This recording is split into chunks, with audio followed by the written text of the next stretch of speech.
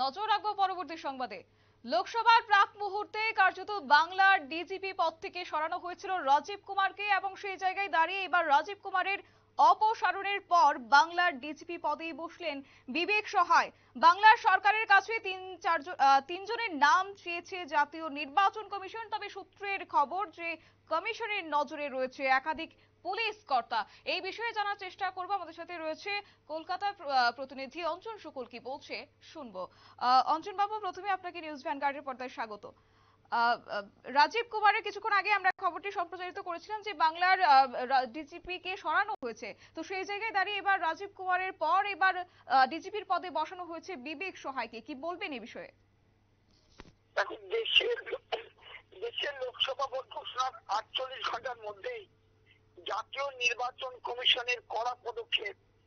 রাজ্যের ডিজিপি রাজীব কুমারকে অপসারণ জাতীয় নির্বাচন কমিশনে। ডিসেম্বর মাসে ডিজিপি হিসেবে দায়িত্ব নেন রাজীব কুমার। জাতীয় নির্বাচন কমিশনার রাজীব কুমারকে অপসারণের পাশাপাশি রাজ্য সরকারের কাছ থেকে 3টি নাম চাওয়া হয় ডিজিপির জন্য।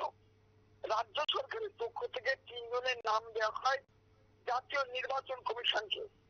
রাজ্য সরকারের পাঠানো 3 জন ডিজিপির নামের মধ্যে জাতীয় নির্বাচন কমিশনার বেছে নিলেন বিবেক সহায়কে। বলা যেতেই পারে রাজীব কুমারের অপসারণের পর বাংলার নতুন ডিজিপি পদে বসলেন বিবেক সহায়।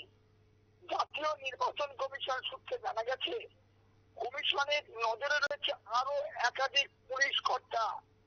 রাজীব কুমারের অপসারণের প্রসঙ্গে বিরোধীরা বলছেন মমতা বন্দ্যোপাধ্যায়ের সাথে রাজীব কুমারের যে গোপন বোঝাপড়া ছিল, সেই গোপন বোঝাপড়ার অপসারণ হবে বলে তারা মনে করছেন এবং অপসারণটা ঘেঁটতে গিয়েছে বলে তারা দাবি করছেন। একদমই। তো যারা রয়েছে নজরে, তো সেক্ষেত্রে এই পুলিশ কর্তাদের মধ্যে কাদের কাদের নাম উঠে আসছে যদি একটু বলেন। এখনো নাম সেভাবে বলতে চাচ্ছে না, বলছে 7 থেকে 8 জন পুলিশ কর্তা এবং এডিজি পদমর্যাদার আছেন এবং কিছু আইপিএস অফিসার আছে।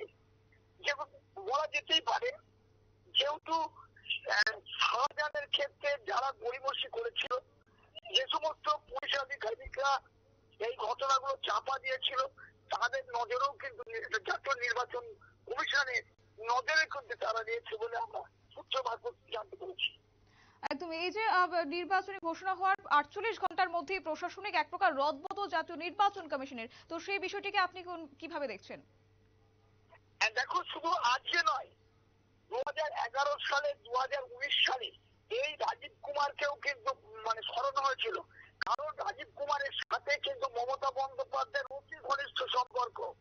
এর আগে যখন রাজীব কুমারকে ইডি সিবিআই যখন জিজ্ঞাসাবাদের জন্য সমন বানিয়েছিল, তখন রাজীব কুমারের হয়ে মমতা বন্দ্যোপাধ্যায় অর্থাৎ বাংলার মুখ্যমন্ত্রী সিবিআই অফিসের সামনে গিয়ে ধর্নায় বসেছিলেন। বলা যেতেই পারে রাজীব কুমারকে আড়াল করার অনেক চেষ্টা করেছিলেন মমতা বন্দ্যোপাধ্যায়।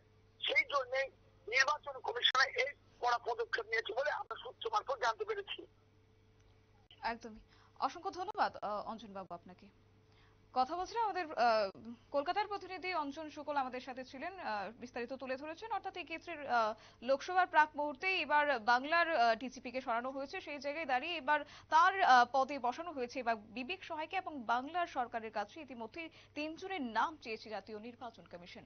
নিয়ে নিচ্ছে ছোট একটি বিজ্ঞাপন বিরতি, সঙ্গে থাকুন।